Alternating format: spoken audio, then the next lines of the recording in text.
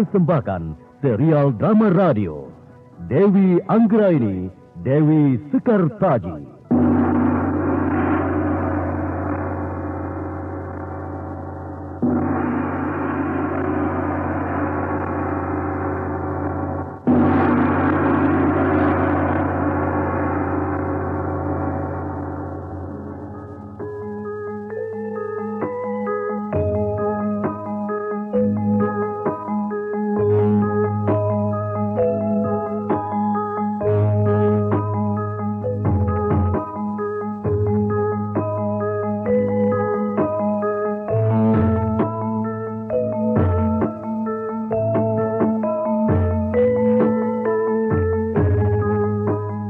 Romo Prabu, tidak ada wanita yang akan kucintai dan kunikahi selain Dewi Anggraini.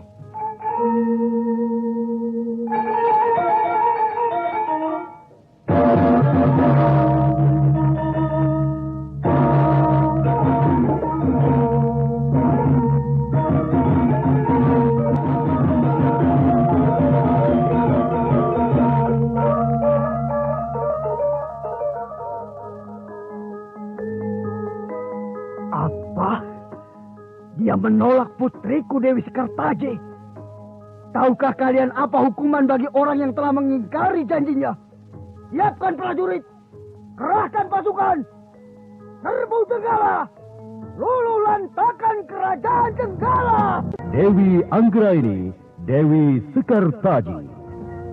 Naskah diolah dan ditulis oleh C. Isprionoka.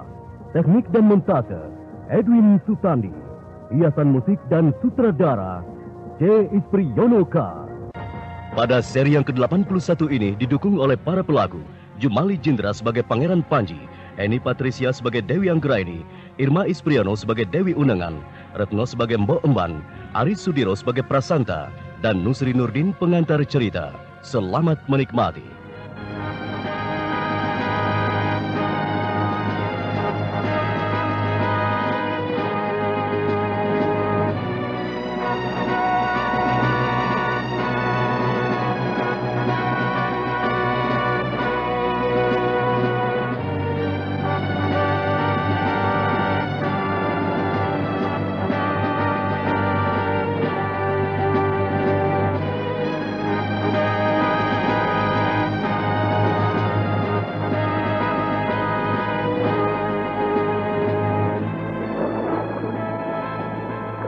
Apapun resikonya, apapun yang terjadi di sana, aku tetap tidak akan kembali ke Jenggala.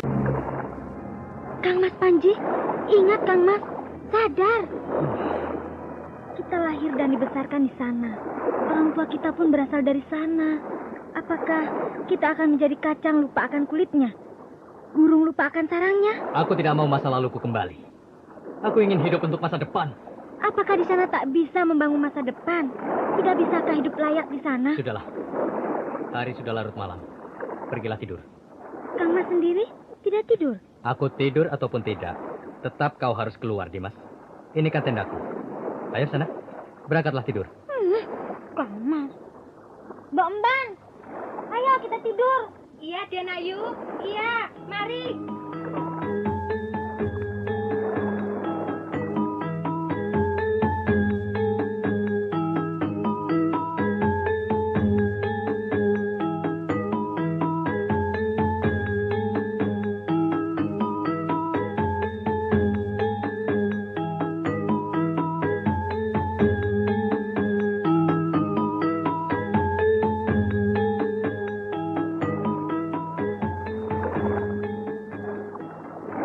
Pantai di malam hari, bagai seorang perawan tertidur pulas, mengundang minat dan rasa, kasih dan sayang, hening, diam, namun menawan.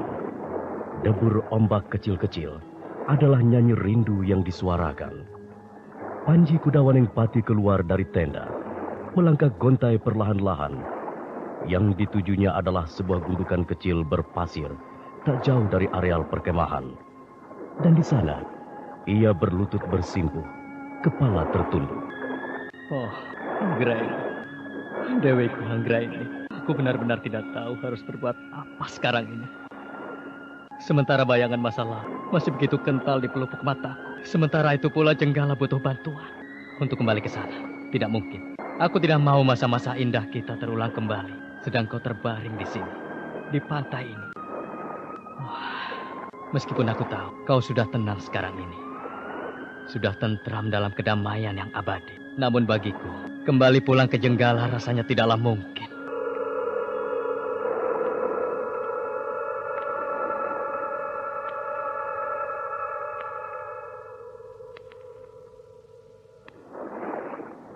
Kanda Panji, suamiku. Oh, Anggra ini, istriku. Dewi Anggra ini kekasihku.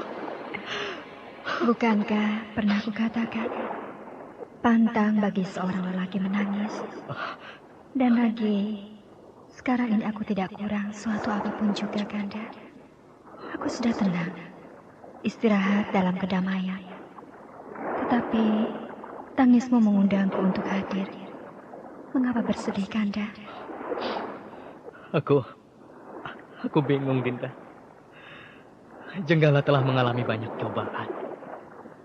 Sekarang ini Kang Mas Brajanata sedang diuji sebelum naik tahta menggantikan Rama Prabu.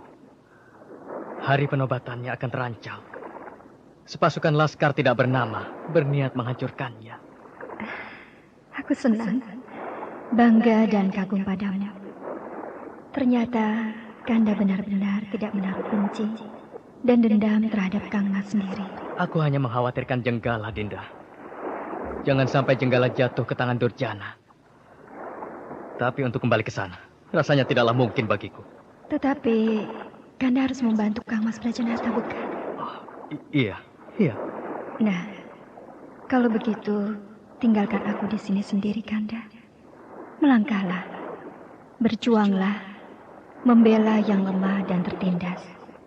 Jangan pikirkan aku, karena aku sudah tenang, Kanda. Aku sudah damai. Pikirkanlah diri Kanda sendiri, masa depan Kanda, dan pengikut setia Kanda. Bukankah Kanda ingin hidup untuk masa depan? Kalau begitu, buanglah jauh-jauh masa lalu. Buanglah. Lalu, aku harus bagaimana, Dinda? Kanda, mengapa Kanda bertanya padaku? Bukankah Kanda sebenarnya sudah mempunyai jawaban? Laksanakanlah jawaban Kanda sendiri. Jangan hanya bertanya dan terus bertanya. Aku tidak mengerti maksudmu, Dinda. Kanda ingin membara, berkelana dari tempat ke tempat, dan pantang kembali pulang ke Jenggala. Iya, benar. Nah, mengapa itu tidak Kanda laksanakan? Bukankah dalam pengembaraan itu, Kanda dapat berbuat yang terbaik bagi sesama? Seorang pengelana tentu akan membela yang lemah dan hidup tertindas. Oh, iya, benar. Kanda, lakukanlah itu. Lakukan. Masih banyak yang hidupnya tertindas di sekitarmu, Kanda. Masih banyak yang lemah, membutuhkan bantuanmu di dalam hidup. Kanda, biarlah jasadku terkubur di sini. Tetapi Kanda harus berbuat yang terbaik di dalam hidup. Kanda sanggup? Sanggupkah suamiku? Iya, sanggup. Bagus. Nah, lakukanlah. Berbuatlah. Jangan hanya diam tepekur sambil memandangi gundukan tanah kuburku, Kanda. Baiklah, Dinda. Selamat tinggal. Melangkahlah pasti, mantap, dan penuh percaya diri. Aku di sini, Kanda. Bila ingat dan merindukanku, aku ada di sini, di pantai ini. Aku akan selalu mengingatmu, Dinda. Sudahlah, berangkatlah. Baiklah, Dinda. Bu Emban, kita akan kemana? Kok tanya sama hamba toh, Denayu? Tanya pada Gusti Pangeran. Hamba kan cuma ikut saja. Kang Mas Panji sedang sibuk, nanti marah. Kenapa tertawa, Mbak? Denayu ini loh, kadang lucu. Apa? Ampun, Den. Soalnya Denayu kadang-kadang kelihatan nakal, berani, tapi kadang juga ada rasa takut. Padahal sama Kang Mas sendiri. Nah, itu ada Paman Prasanta. Aku mau tanya sama Paman saja ya. Man, Paman, Paman Prasanta, kemari, cepat Paman. Hamba Den Ayu, hamba. Ada apa Den Ayu? Ada apa? Aku mau tanya, kita sekarang ini mau kemana? Pulang ke Jenggala? Oh, tidak Den Ayu. Menurut Gusti, kita akan melanjutkan perjalanan. Iya, aku tahu. Tapi kemana ya tujuannya? Menurut Gusti, ya asal jalan saja. Jalan terus, tapi tujuan tidak jelas. Maaf Den Ayu, hamba akan kembali ke sana. Masih banyak yang harus dibereskan. Paman Prasanta sendiri tidak tahu mau kemana. Sudahlah Den Ayu, pokoknya kita ikuti saja. Hitung-hitung cari pengalaman. Dengan begini kan Den Ayu bisa dewasa. Mau jadi dewasa saja, kok harus susah-susah, Mbok? Den Ayu, itu yang namanya hukum alam. Hukum alam itu selalu mengantar kita pada kehidupan yang lebih mapan, mantep, dan arif. Percayalah, suatu ketika nanti Den Ayu akan merasakannya sendiri. Nanti jika perjalanan ini sudah berakhir. Lalu, kapan berakhirnya, Mbok? Perjalanan berapapun jauh dan panjang, suatu ketika akan berujung. Lama sekali. Keburu bosen, Mbok. Mbok Emban tertawa terus. Memang ada yang lucu.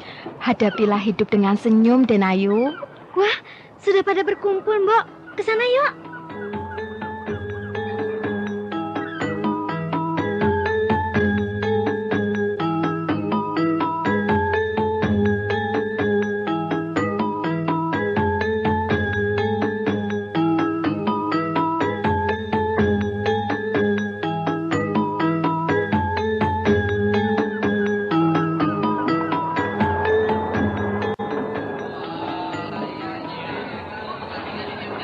Para sederek lan sedulur, di pagi yang cerah ini, hari yang indah dan penuh berkah, kita akan memulai kembali perjalanan yang telah sekian lama terhenti karena kita perlu mengolah diri, mempersiapkan diri demi perjalanan-perjalanan berikutnya.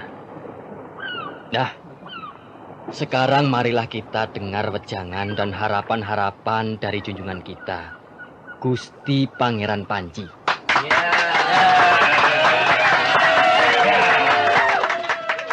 Saudara-saudaraku, kawula setia yang aku kasihi. Sepanjang hari kita bersama-sama. Sepanjang waktu kita bersatu. Susah senang kita alami bersama.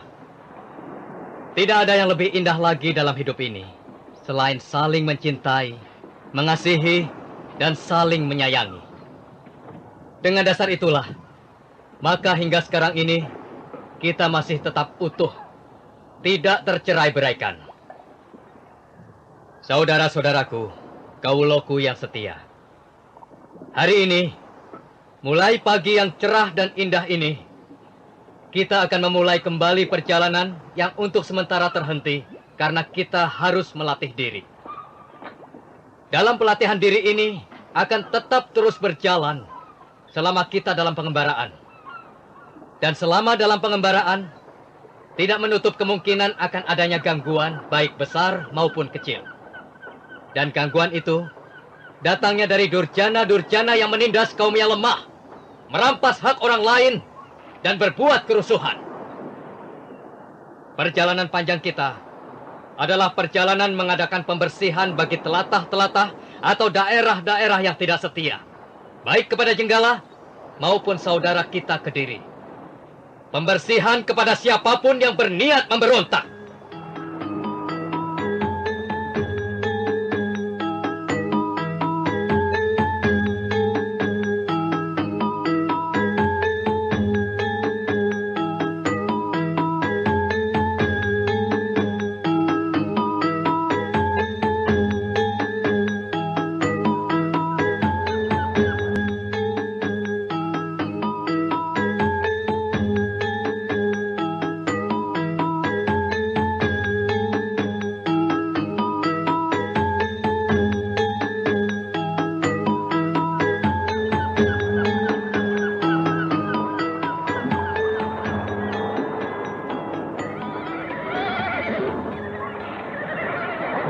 Serentak di pagi hari itu, terjadilah kesibukan pemberangkatan.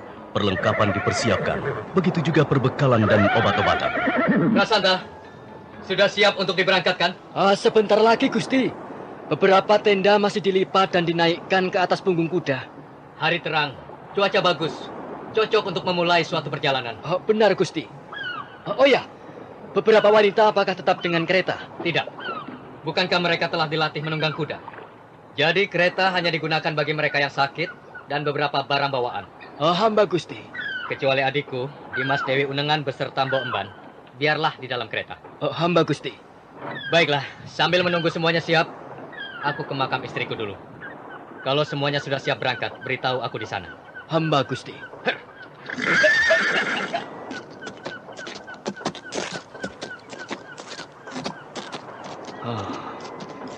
Raden Panji. Berat benar rasanya meninggalkan pantai Pasuruan satu ini. Dulu pun ketika ku bujuk agar sebaiknya jenazah Gusti Ayu Anggraini yang telah membatu itu dikubur saja. Beratnya bukan main. Untung Den Ayu Unengan dan Mbok Emban mau ikut membujuk. Kalau tidak, belum tentu jenazah Raden Ayu Anggraini dikuburkan.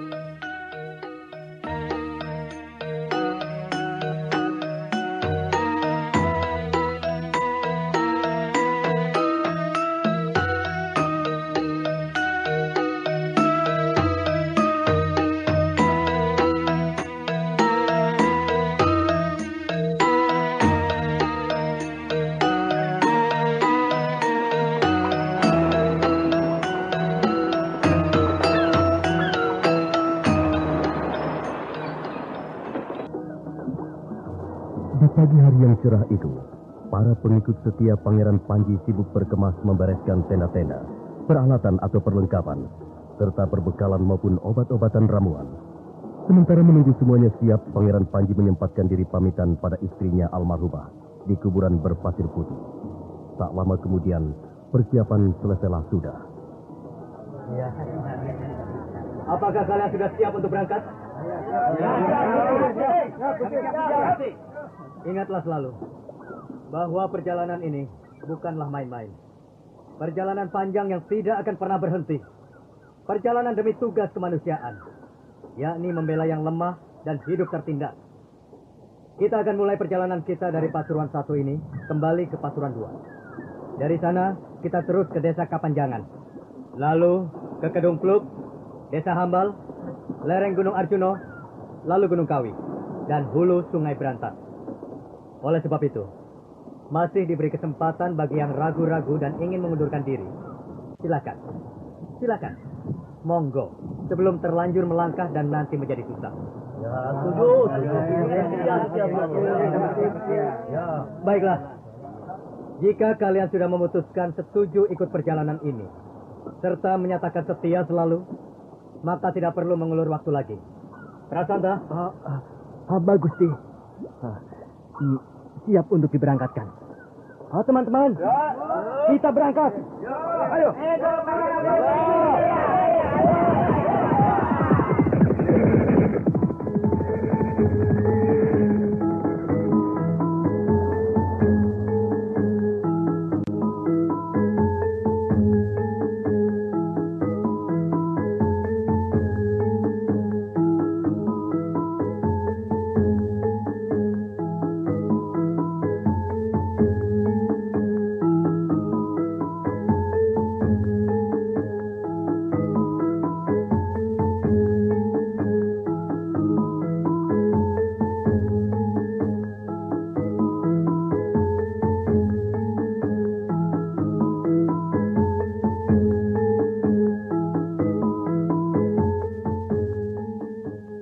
Di pagi hari yang cerah itu, tepatnya pada hari Anggoro Kasi, rombongan Panji kembali mengawali perjalanan pengembaraannya setelah beberapa lama terhenti di Pasuruan 1. Kini mereka telah sampai di Pasuruan 2. Kuda-kuda terus dipacu belok ke kanan menuju desa arah Kapanjangan. Wajah-wajah para pengikut setia kini tampak keras dan tegas. Tidak seperti ketika baru meninggalkan istana Jenggala. Mereka masih ragu atau bimbang.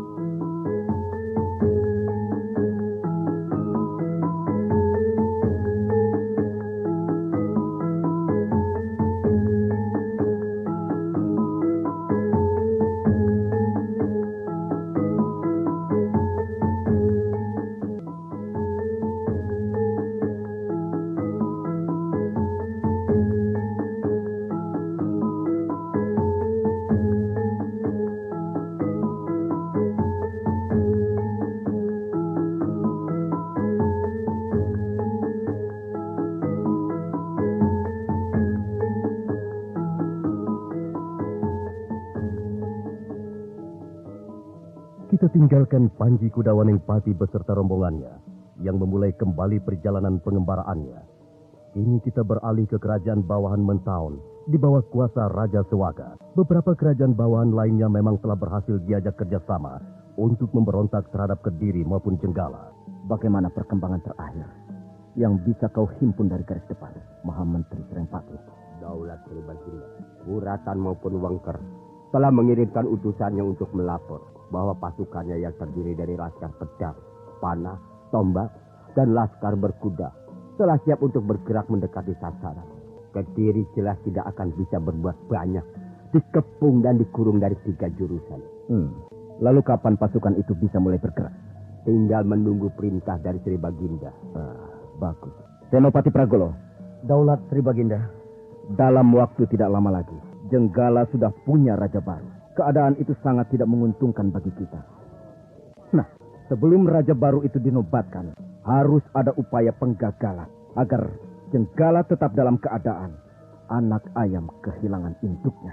Hamba Sri Baginda, laskar tak bernama sebagaimana yang telah hamba rancang mulai memasuki Jenggala dari berbagai arah. Andai pun ada beberapa laskar itu tertahan atau terpukul mundur, mustahil beberapa laskar lainnya tidak berhasil masuk Sri Baginda. Bagus, bagus. Sangat kuharapkan semua rencana ini berhasil dengan gemilang. Hamba yakin kita pasti berhasil. Laskar tak bernama bukanlah laskar sembarangan. Mereka orang-orang mahir dan berpengalaman, Sri Baginda. Iya, aku percaya. Mereka pasti mampu melaksanakannya dengan baik. Jadi, aku tegaskan sekali lagi bahwa sasaran utama kita adalah Kediri. Sasaran lain, Jenggala, merupakan titik pengalihan perhatian agar serangan kita ke Kediri dapat berjalan mulus. Nah, katakan itu pada segenap raja bawahan seluruh kita. Daulat Sri Baginda. Hamba Sri Paduka kepada Maha Menteri Serengpati. Daulat Sri Baginda. Untuk mengimbangi gerakan yang sudah dilaksanakan Senopati Pragolo dengan laskar tak bernamanya, sebaiknya kau imbangi gerakan itu dengan pengerahan pasukan yang sudah disiapkan oleh para raja bawahan. Siap, Sri Baginda. Maksud Baginda bahwa pasukan sudah saatnya dimulai bergerak mengurung Kediri. Tidak perlu buang-buang waktu lagi. Senopati Pragolo membuat kekacauan di Jenggala sekaligus menguasai keadaannya. Dan Maha Menteri Serengpati membuat gerakan maju bagi pasukan ke daerah sekitar Kediri. Hamba Sri Baginda. Nah, laksanakan. Siap, Sri Baginda. Senopati Pragolo. Hamba Sri Baginda. Gagalkan penobatan Raja Jenggala. Siap, Sri Baginda. Siapa itu yang datang? Tampaknya 2 prajurit candi kita, betul. Langsung saja suruh menghadap. Hamba Sri Baginda. Prajurit, cepatlah menghadap. Kalian ditunggu Sri Baginda Maharaja Mentaun. Sembah hamba Sri Baginda Maharaja Sewaka. Sembah kalian aku terima. Cepat katakan apa yang hendak kalian laporkan dari hasil pekerjaan kalian. Hamba Sri Baginda. Hamba diberi tugas mengawasi dan memata-matai daerah barat dan selatan. Melaporkan bahwa pasukan gabungan Jenggala dan Kediri belakangan ini giat mengadakan perondaan di sekitar telatah-telatah perbatasan. Sulit bagi siapapun untuk bisa menerobos masuk wilayah kedua kerajaan itu. Bagaimana dengan satuan-satuan laskar tak bernama? Apakah sama sekali tak ada yang berhasil masuk wilayah Jenggala? Tampaknya sulit, Yang Mulia Senopati. Ada memang yang berhasil masuk. Namun beberapa lama kemudian mereka lari terbirit lintang puka. Ada seorang pendekar wanita yang tak mau menyebut jati dirinya mengusir dan mengobrak-abrik laskar tak bernama. Pendekar wanita? Hamba Yang Mulia Senopati. Keparat, ganas. Cari tahu siapa dia sebenarnya. Berasal dari mana? Memihak siapa? Dan segera laporkan padaku. Akan ku hajar dia. Pragolo, sabarlah. Ayo, laporan berikutnya. Hamba Sri Baginda. Hamba diberi tugas untuk terjun ke daerah timur dan utara melaporkan. Telatah-telatah yang menjadi daerah perbatasan memang tampak penjagaan ketat oleh pasukan gabungan dua kerajaan. Sulit ditembus karena pasukan gabungan hampir setiap saat datang meronda di tempat itu. Apakah Laskar tak bernama sama sekali tidak bisa melewati mereka? Beberapa satuan Laskar tak bernama memang bisa masuk. Tetapi entah datang dari mana, tiba-tiba ada pasukan berkuda laki dan perempuan menghadang mereka dan mencerai-beraikannya. Tahukah kau pasukan berkuda dari mana? Tidak jelas dari manakah pasukan berkuda itu. Mereka tak membawa panji-panji. Sulit dikenali. Hanya apa? Jangan bertele-tele. Katakan.